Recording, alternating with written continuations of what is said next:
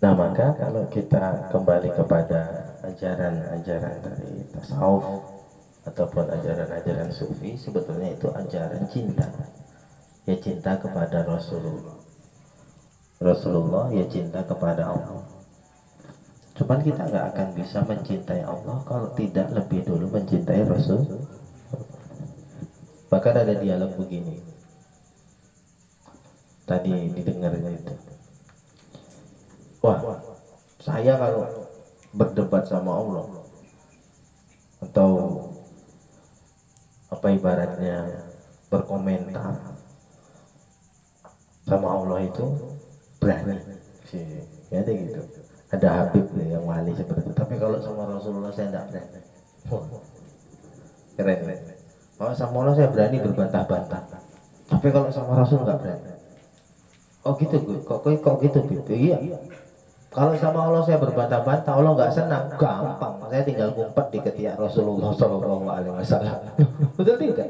Oh, pasti dibela Rasul. Siapa yang umatku loh ya Allah memang merengkel ini memang. Ya wis betul tidak? Tapi kalau situ sudah nggak nurut sama Rasulullah, siapa yang bisa menyelamatkan situ? Nah, kalau udah nggak nurut sama kanjeng Nabi, itu siapa yang bisa jadi penolong? Nabi marah, Allah marah. Oke, Nabi memaafkan, Allah belum memaafkan. Wah, ini masalahnya. Betul tidak? Oh, kita punya cewek gitu, punya cewek, kemudian cewek kita itu disakiti orang, misal gitu, pacaran misalnya dulu tuh sama, mau kita lajang kan, namanya punya pacar ya pasti ingin menunjukkan kita itu gagah, lo kan begitu. Pacar kita disepelekan orang, oh, kita bisa ilmu kanuragan, marah nggak kita? Marah. Apa kata pacar kita? Udah mas, udah, nggak masalah, ini bukan masalah sama, ini masalah harga diri deh. Betul tidak? Gitu. Kalau situ itu sama Rasul itu nggak pas ya gitu. Ini masalah harga diriku sebagai Allah. Wah, kan gitu. Betul tidak? Sama sampai udah selesai, sama aku belum. Betul tidak? Maka hati-hati. Sama kanjeng Nabi itu jangan macam-macam. Ya kita harus manut, harus patuh.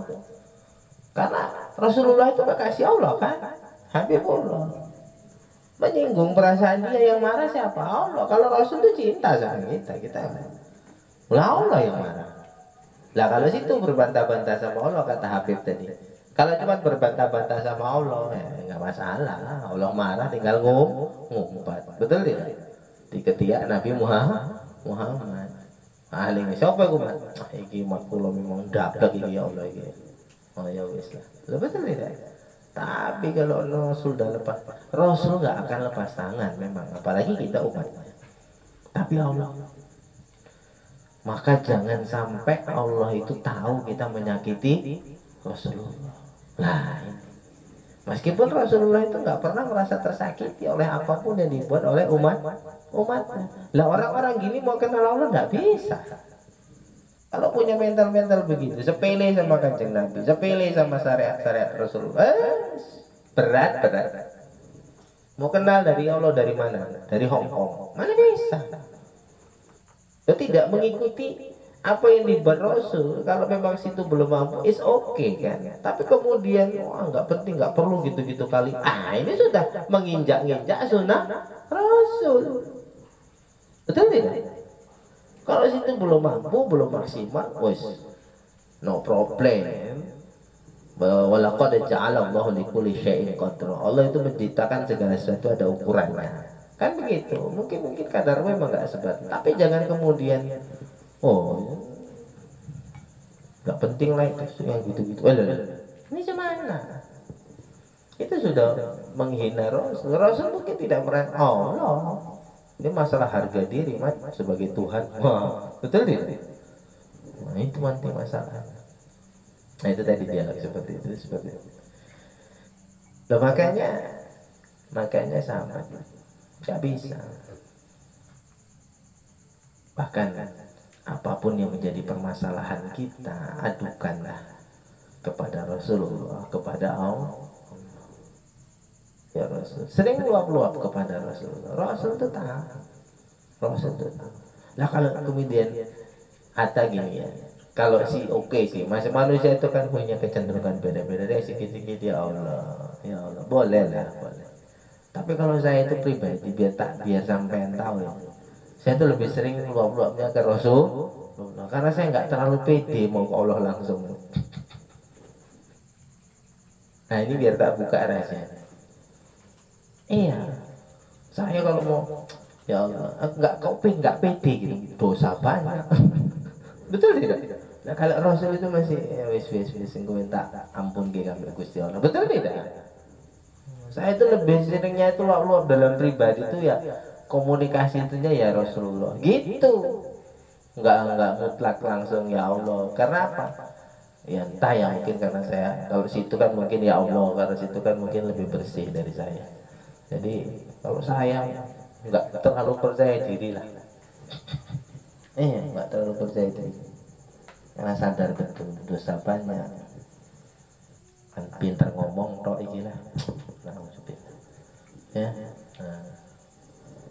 Iya, saya lebih cenderung ke Rasulullah tuh. Ya Rasulullah. Nah, itulah istilah baratnya luap laut ya. Ada beban, ada apa? Ke Rasulullah. Ke Rasulullah. Atas dasar apa? Kita berani, kita cinta, maka kita berani. Pada Rasulullah. Nah, kepada Rasulullah itu kau nggak usah bingung, kau tuh orang bodoh, nggak usah. Yang penting semangat cinta itu kau jaga. Rasul tahu. Kalau cintamu itu tulus ya Rasul tahu. Rasul itu kan jasadnya saja ya sudah dikebumikan ya, tapi jiwanya kan melintasi ruang dan waktu. Dia tahu mana yang sering berselawat karena cinta. Tapi ya kita ini selawatnya karena cinta ya, jangan karena yang lain. Selawatnya cuma karena ingin apa manfaat ya boleh juga sih, cuman kok kebacut banget jadi manusia. Rasul pengorbanannya sebegitu hebat, kita masih nuntut lagi. Kalau nggak dikenalkan agama ini aja kita udah kepayah. Untuk memperkenalkan agama ini sama kita, lihat perjuangan beliau.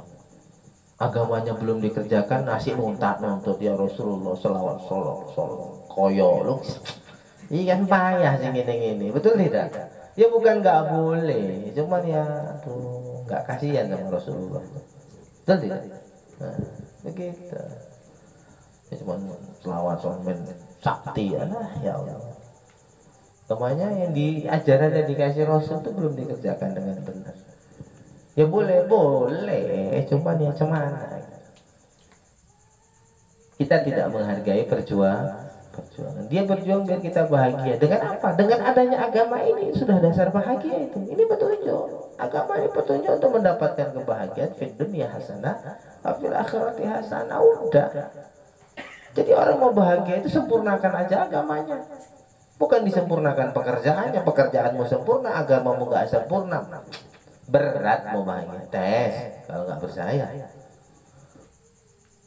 Mau kehidupan duniamu penuh dengan kekurangan, tapi agamamu sempurna. Wes, itulah manusia paling bahagia karena berhak mendapat syafaat. Karena ketika dia menyempurnakan agama, itu sudah menghidupkan sunnah Rasul. Kata Rasul, man ahya sunnati faqad ahabbani. Yang menghidupkan sunnahku itu udah pasti cinta aku. Waman ahabbani kana ba'i fil jannah. Yang cinta sama aku nanti berhak bersamaku di surga. Itu nanti. Di sini berhak bahagia. Loh, situ berhak bahagia sahabat. Itu berhak. Maka nggak terlalu berlebihan kan kalau Rasulullah berkata, kullu ummati dakhalal jannah. Semua umatku itu dasarnya masuk surga dasarnya. Ilaman apa kecuali yang enggak mau. Kalau mau surga nanti. Terus mau bahagia, ati Allah wa ati Rasul. Taatlah kepada Allah, taatlah kepada Rasul. Orang yang taat sama Allah sama Rasul itu nggak ada yang nggak bahagia lah. Tapi kalau taat sama yang lain ya, cuman orang yang lain nggak bisa memberikan kebahagiaan. Kita hidup mau bahagia kan? Siapa yang bisa ngasih? Siapa yang bisa ngasih kebahagiaan? Ya Rasulullah dari Allah, betul tidak? Atau Allah kepada Memang ada yang ada selain dua ini, ada yang bisa memberikan kita. Kalau Rasul ngasih syafaat, kalau Allah ngasih betul tidak? Perlindungan atau penjagaan. Selain dua titik ini, ada yang bisa memberikan kebahagiaan. Hah? Betul tidak? Jadi kalau kita tahu cuma dua titik ini yang bisa memberikan kebahagiaan, bisa memberikan kedamaian, ketentraman, kesejahteraan, hatta apa ya, kekayaan, kan cuma dua ini. Maka bagus-baguslah sama dua ini. Betul tidak? Ya kan? Gampang kok, itulah la ilaha illallah Muhammad Rasulullah. Itu udah kalimat sodo ya. Dua kali syahadat. Itu pusaka. Oh, itu pusaka ini. Yang harus ada dalam dada itu yang harus dijaga. Itulah naga puspanya. Itu biar tahu. Itu kres empu gandring. Untuk menaklukkan dunia berikut yang di belakangnya iblis. Betul tidak? Kalau enggak situ enggak pegang dunia, enggak takluk, itu malah ditaklukkan sama dunia karena enggak punya senjata untuk melawannya. Betul tidak? Senjatanya itu ya yakin kepada Allah dan yakin pada ajaran-ajaran Rasulullah. Itu senjata untuk mendapatkan kebahagiaan, menaklukkan permasalahan di atas muka bumi ini, apapun permasalahan, ekonomi, sosial, politik, budaya, rumah tangga, semua yakin kepada Allah, patuh pada Allah, patuh pada Allah, selesai, pasti.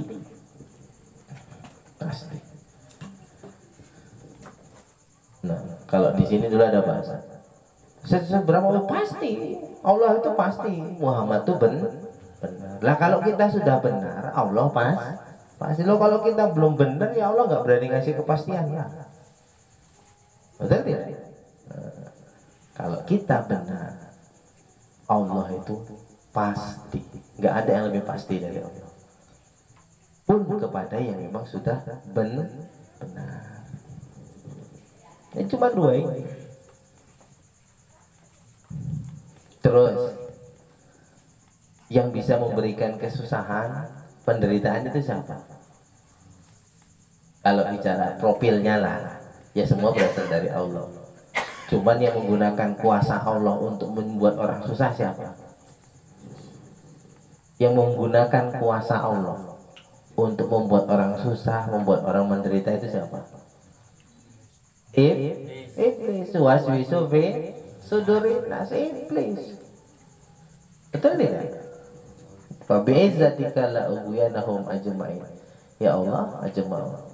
Dengan keperkasaanmu, ku pinjam keperkasaanmu, akan aku sesatkan anak cucu Adam. Orang yang tersesat itu kan galau, gelisah, resah, gundah, gulana. Itu kan orang dalam kondisi tersesat. Tersesat jiwanya, ngasar. Kenapa? Karena mengikuti bisikan-bisikan iblis. Nah, makanya bisikan itu jangan diikuti. Betul tidak? Kalau nggak diikuti ya nggak susah. Tapi karena diikuti ya jadilah susah. Iblis membisikkan apa yang dia bisikkan itu? Inti dari bisikan dia itu apa? Apa tujuan iblis utama? Inti iblis itu kan yaswisu dari nasdem, menggoda kita, membisikkan sesuatu dalam pikiran, dalam hati kita. Tapi semua macam tipu daya iblis itu tujuannya biar satu, supaya kita ngapain? Ayo coba.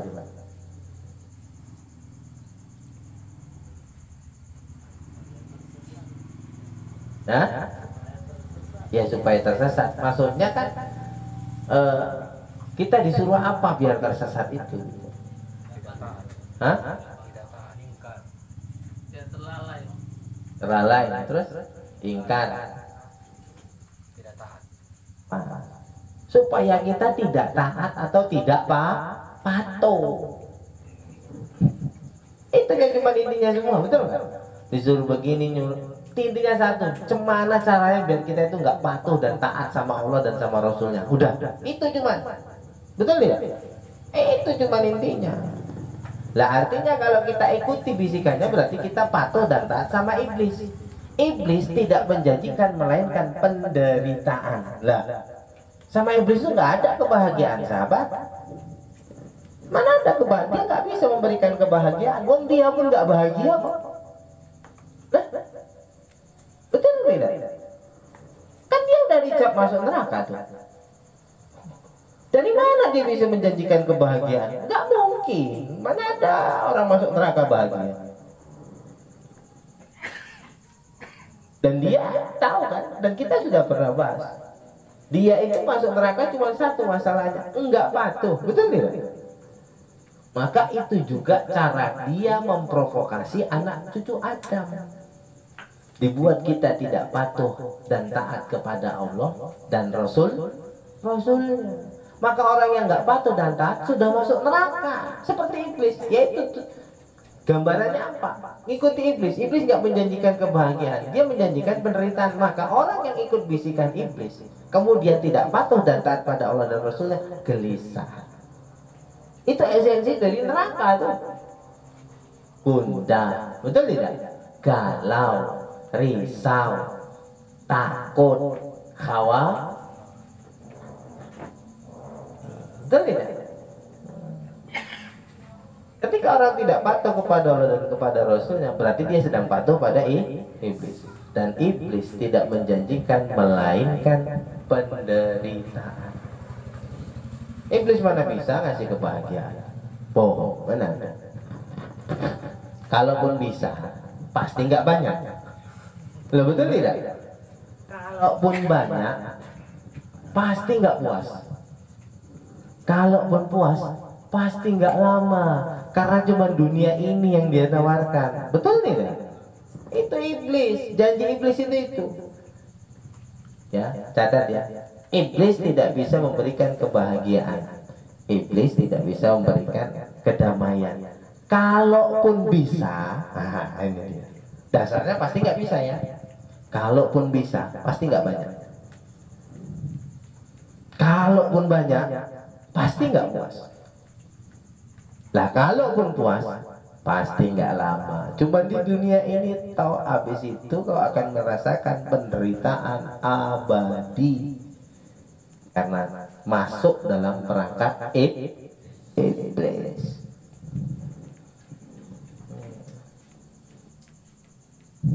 Lah, kalau Allah dan Rasulnya menjanjikan kebahagiaan, pasti. Oh, janji Allah pasti kok. Asal situ patuh dan taat sama Allah dan Rasulnya, pasti bahagia. Allah pasti dapat. Udah pasti dapat, banyak lagi. Udah banyak, puas lagi. Udah puas, abadi selama apa itu? Udah banyak, pasti dapat, banyak, puas, abadi lagi selamanya. Apa itu? Apa itu? Yang abadi selamanya? Surga. Lah, ciri-cirinya udah terasa tuh hidup di dunia itu. Tenang, damai, tenang, enggak gerangsang. Lah, orang gerangsang itu mana tenang hidupnya? Habis ini minta ini, punya ini mau yang itu, punya itu punya. Betul nggak? Dunia itu seperti air laut kok, semakin diminum semakin haus, gerangsang. Dunia itu bikin penasaran, sahabat. Kita sengaja dibuat penasaran supaya apa? Supaya ketagihan. Kalau ketagihan akan ada ketergantungan. Kalau sudah tergantung, mudah diatur. Sabun. Kalau udah kena, tergantung. Kalau udah tergantung, penak nggak ngaturnya? Penak nggak ngatur orang yang sudah tergantung? Penak.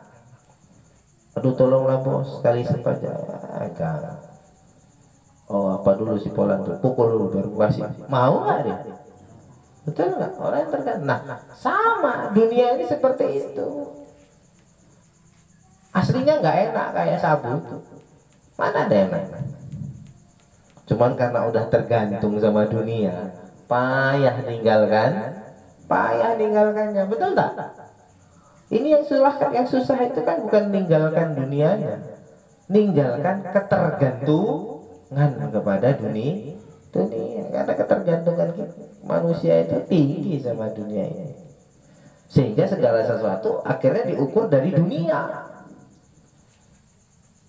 Itulah menunjukkan orang tergantung sama dunia. Ukur orang sukses tuh kalau rumahnya besar, mobilnya mewah. Itulah orang-orang yang bergantung sama dunia. Maka penilaian pun diukur dari dunia. Tanahnya lebar, mobilnya 5, lembunya 100, sukses. Nggak tahu ya kan, di dalam menggerik, pening, tidur nggak bisa, betul nggak? Ya kan? Kayak gula, alah. Kuku aja ketawa. Betul juga kata Ustaz. Bagus kayak aku, happy. Kalau mau happy kayak kuku lah. Nah, aman. Nah, jadi masa harus kayak kuku Pak? Enggak. Bisa enggak kalau enggak kayak kuku bisa happy? Bisa, tapi cinta kepada Rasulullah. Itu syaratnya kan kita bilang di awal tadi. Patuhi Allah, patuhi Rasul. Bahagia enggak tergantung bukan uang. Bahagia enggak bisa dilihat dari kendaraan. Gak bisa dilihat. Dunia ini gak bisa dijadikan tolak ukur orang bahagia atau tidak. Gak bisa. Kalau dunia ini bisa memberikan kebahagiaan, ngapain ada akhirat? Loh, betul tidak? Ngapain orang janjikan capek-capek janjikan surga? Udah sini aja semua, kenapa rupanya? Ya kan? Kenapa ada janji akhirat, ada surga? Kenapa? Karena memang ini bukan nikmat yang sebenarnya. Kalau nikmat yang sebenarnya itu ini, memang yang di sini ini, memang yang di dunia inilah yang disebut nikmat yang hakiki. Gak perlu Allah ciptakan surga, gak perlu ada orang mati, udah di sini aja semua diselesaikan. Betul tidak? Tapi tidak. Ini cuman perkenalan. Kalau ada enak di sini, ini enak. Cuman enak kayak gini, sedap rasa, sedap. Ini masih seujungnya dibandingkan sumbernya sana surga. Orang kena seujungnya aja udah kelimpungan, terus lupa Tuhan. Betul tidak? Padahal dirangsang dengan nikmat yang sedikit. Allah itu kan punya sifat kasih sayang ya. 100 dari sifat Rahman Rahimnya Allah yang 100%, baru 1% diturunkan ke dunia ini. Baru 1%. Yang 99% itu nanti kau nikmati di surga. Lah yang 1% ini juga Allah sengaja menurunkan yang 1% itu biar jadi motivasi, biar kau terangsang untuk taat dan patuh kepada Allah, biar kau dapat yang 99. Datang kau yang 1% ini pula lah yang membuatmu lupa sama Allah. Betul tidak? Kan gila manusia seperti itu. Yang 1% ini pula lah yang membuat kita berpaling dari Tuhan dan menilai segala sesuatu itu cuma dari yang 1%. Kalau dapat yang punya 1% ini bahagia. Loh, bahagia dari mana? Dari Hong Kong. Betul tidak? Yang 1%. Enaknya megang cemana itu? Enak megang duit enak ya? Enak. Punya istri berhubungan enak nggak? Enak. Itu kan salah satu bentuk-bentuk kenikmatan, punya anak, punya apa. Betul tidak? Makan makanan yang lezat, enak, naik kendaraan mewah, enak. Itulah bentuk 1% dari kenikmatan surga. 1% bro. Dan itu bisa dinikmati manusia dari Adam sampai kiamat. Yang 1% itu dari bentuk kasih sayang Allah tuh. Tapi gara-gara yang 1% pula Fir'aun ngaku Tuhan. Betul nggak? Gara-gara yang 1% pula Korun, ya kan? Ingkar dan kafir kepada Allah. Harta kan? Meskipun yang bawa harta Korun itu 70 ekor unta, bawa kunci gudangnya aja 70 ekor unta. Bawa kuncinya Pak Wito, bukan bawa hartanya. Jadi gudangnya seberapa ini?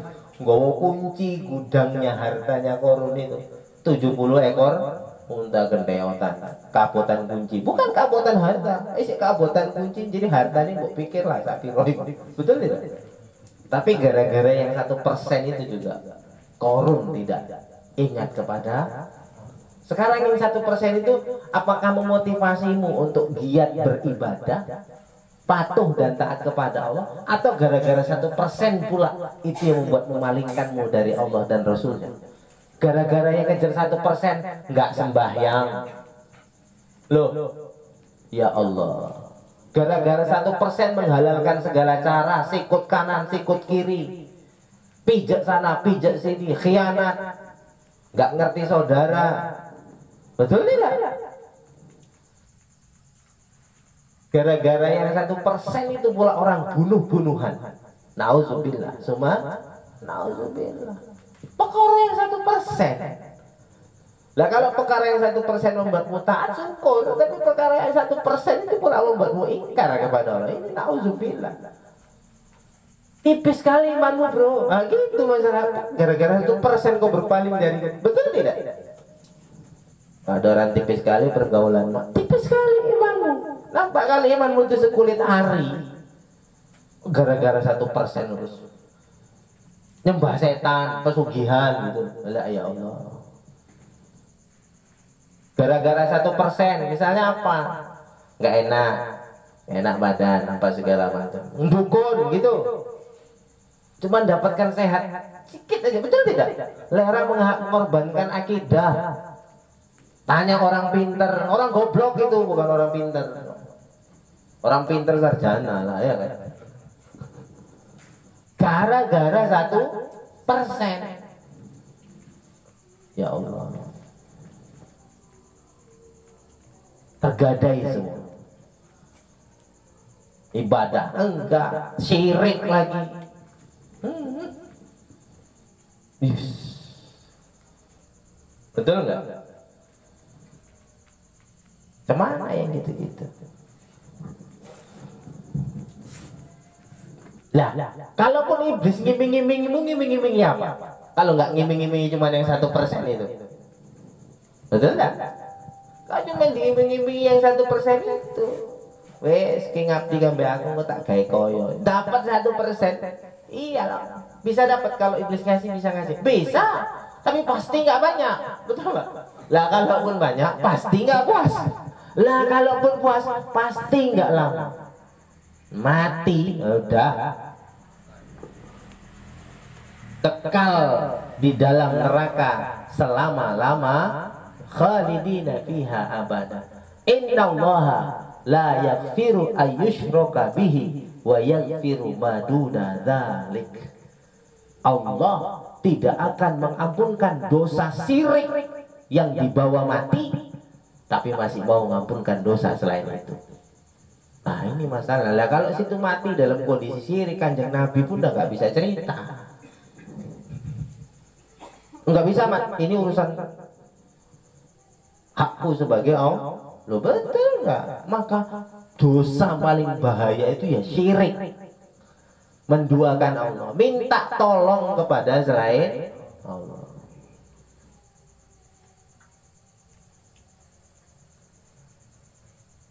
Tadi orang pintar, dukun, syirik.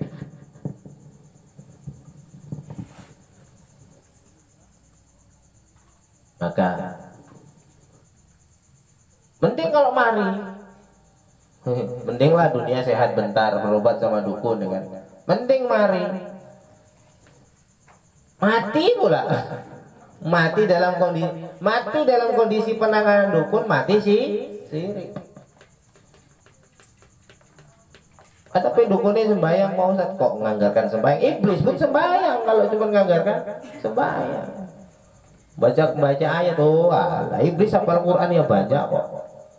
Sunnah Degron itu, Sunnah Degron yang dulunya itu ditugaskan oleh Yahudi untuk mengacaukan akidah Islam dalam konsep masa-masa penjajahan dulu. Itu Bukhari Muslim, hafal Quran, hafal hadis.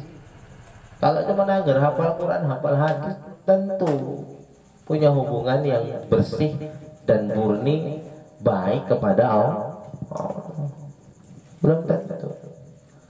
Jadi jangan kita pikir karena baca ayat sembahyang disi wis bener, wis kondisi. Kok aja ketawa. Pas sekali bilang Pak Ustadz nih. Ya kan Ko?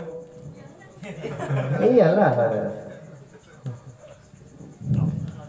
Di sana. Ikut dia tarbiyah.